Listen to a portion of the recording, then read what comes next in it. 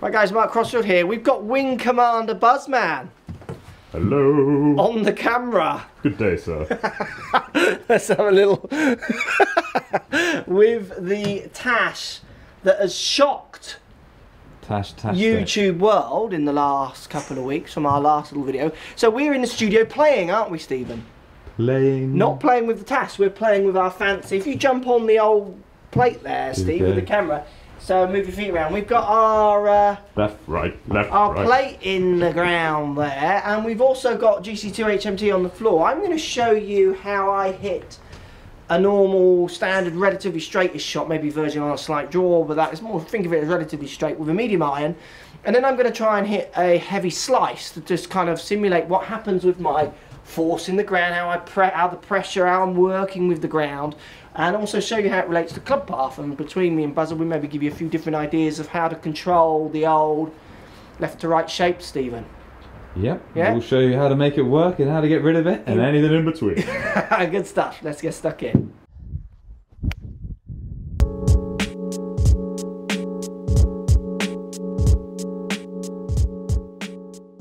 Right, Steve, so here we go. Look, I'm going to hit 3 shots with my medium iron here just to give them some data of my club path, for instance, when I'm thinking about trying to hit a normal standard shot. So if I hit one here, not a bad shot, not the world's best strike, but it's there. So if we spin around and look at path here, so I'm 2 degrees from the inside, slightly high on the face, but it's the path is kind of where I would want it. Is that normal for you? Yeah, you're sometimes even more neutral, aren't you? I am quite zero. At the moment I'm a little from the inside, which I don't mind at the moment. Let's give another one. Maybe slightly straighter. Certainly a more productive shot. 1.4 from the inside. There you go, 0.6. I can feel 0.6, Steve. There's the pressure. Can you get it even more neutral? I'm going to do one more, and if you just capture on Mr. Force plate, pressure plate in the ground here, if I get my ball in the right place. You happy? I'm happy. So we're going to look at path and then how I'm using the ground as well here. Okay, so if we look at those, if you show them path, 2.5 from the inside, relatively collected strikes. Kind of my numbers are about where I would normally have them.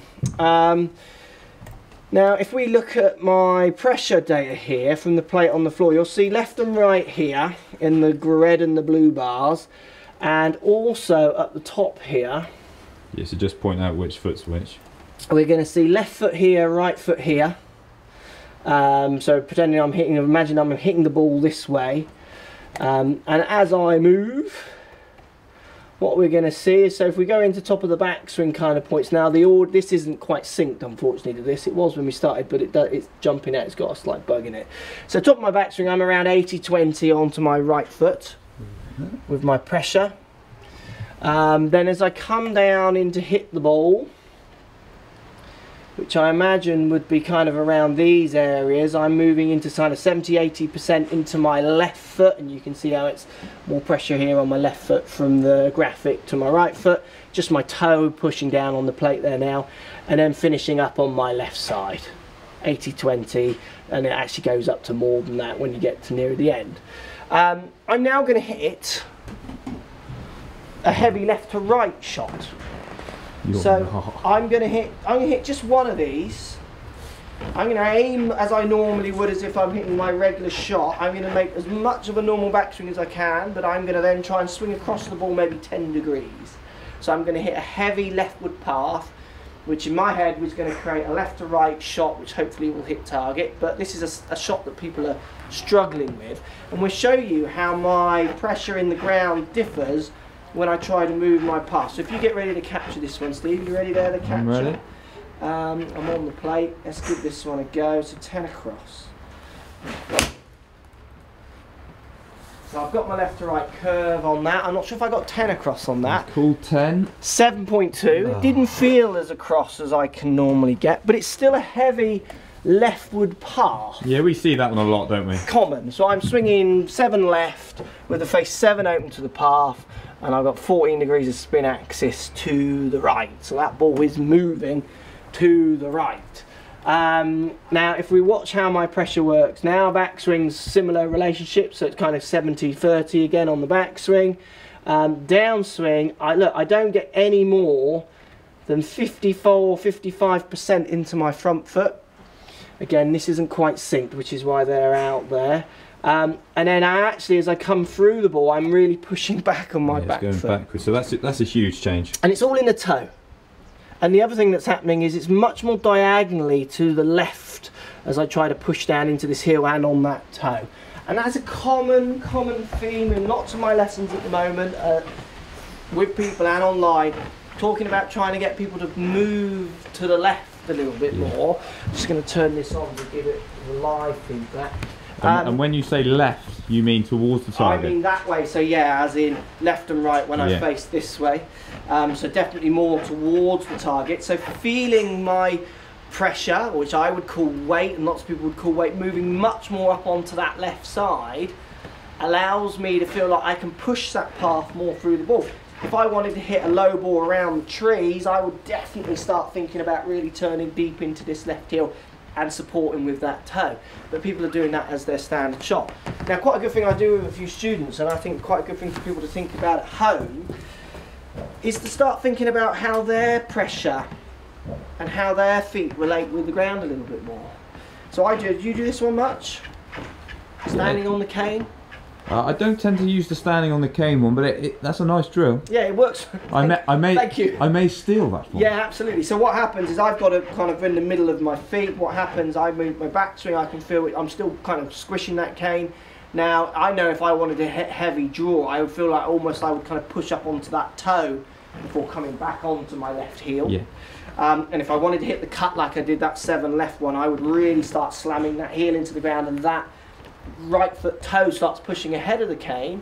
And for my neutral shot, I feel like I'm kind of moving my pressure more along the cane. You can do this without a club. Yeah, so I'll have it when somebody that's 7 across. Yeah. I like them to feel like the weight in the backswing kind of goes into the heel a bit. Yeah. And then the transfer of weight is then you're going to actually almost trace like a bit more to the toes. If anybody can picture Kenny Perry's swing. Okay. Can you picture that one? I can't. Would you like me to demonstrate? Go on. Here we go, the old switcheroo. So Kenny Perry. I want to see Kenny Perry. He hits a heavy draw, but you'll see he keeps this one quite flexed, and his weight goes that way. Okay, I see. And he's very much out through there. Yeah. You see people. So when he draws the ball, you see the head doing this. Yeah. But obviously the ball's gone. Yeah. It's actually the way that his weight is moving, and obviously that's going to encourage that inside pushing the path, isn't it? Copy Kenny. Yeah, absolutely. So for me, getting people to think about how they interact with the ground is quite a good way and a powerful way, using the plate which is in this mat, which is why you hear the mat squeaking a lot, because we've got a plate under there. Really gets people to shift path without them having to think too much of some other ways. Not saying that these aren't great ways, because you have good success with people trying to understand where the CG is in relation to the hand and things like that. But it's another tool that I use, and you use, I'm sure, to try and help people control path, rather than thinking it just on this kind of two-dimensional video my swing and it looks like I go this way and that way. And it's a good one, isn't it? The camera, or whenever you have a lesson, the camera tends to be set up on the target line. Yeah. If your weight isn't actually moving in the direction of the target line, you might look like you're making really funky swing moves when actually it's kind of all synced up to the direction, the energy in which you're actually moving. So getting people to feel, a term of which I've used a lot recently, trying to feel side on and moving more towards the target, so leftward as I stand here, literally gets people moving their pressure a bit better on the ground, which does move path. Now, let's pretend you've got a movement where you've got a twist in the head. So you've twisted the club around the shaft through a grip or a movement in your wrist, which is what's making you feel like you're going to deliver the face more open to the path. Even by getting them to move that path more to the right, the fact the face is more right of that obviously creates a destructive shot, but it gets them trying not to deliver that face pointing left to cut the ball back. You're one step away. If you do that, they're one step away from hitting a functional draw, because the path's in the right place. Trying to get people to move the club face differently, so in a more constructive way for hitting maybe right to left shapes, when their path is moving to the right, is actually quite easy. When they're past moving 7 left, to try and get them to feel that they need to face close to a 7 left path.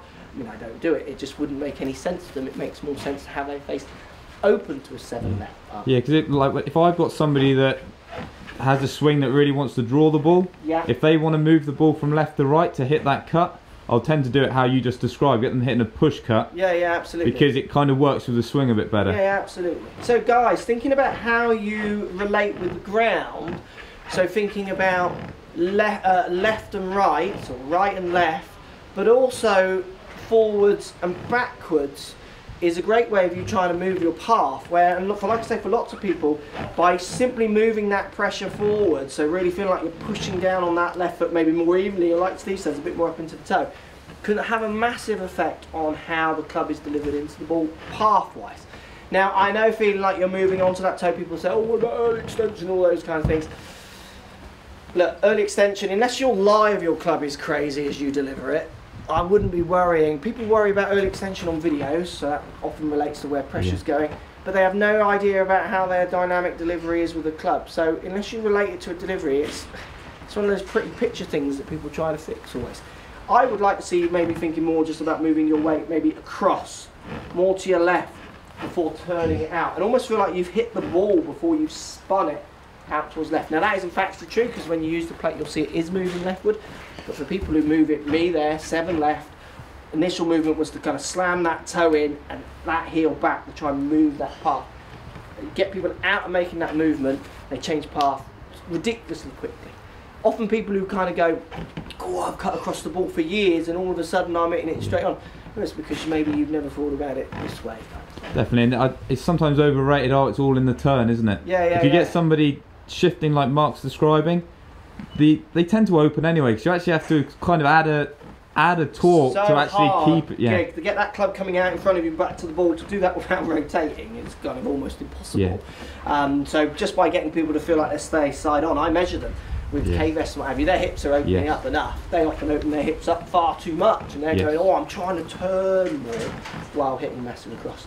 So interesting one there, guys. See how we relate impact to pressures in the ground through some of the great tech that we use here, which we're lucky, trying to help you maybe get some different ideas about hitting some straighter shots. Thanks, Stephen. Thank you. How's the Tash feeling? It's feeling marvellous. We are all jealous. I'm jealous of it. In fact, when that camera goes off, I might just stroke. You won't be jealous of the comments I'm getting. That's why you're behind the camera for most of the video, because otherwise the Tash comments overtake the whole video. Thanks for watching, guys. Post comments down below, something you thought about or not. I'd love to hear. Speak to you soon. So if you like what's going on here, don't be afraid to subscribe to the channel. Also thumbs up the video, post comments. Love to hear what you guys got to say. Let's keep it social. The more we talk, the more we share, the easier this game will get for everybody. So if you want to find me on Facebook here, you can find me on Facebook. If you want to tweet me, find me on Twitter here as well. Just follow the links, all in the description. Come and join the show. Get active, get involved, get playing some better golf. Thanks for watching.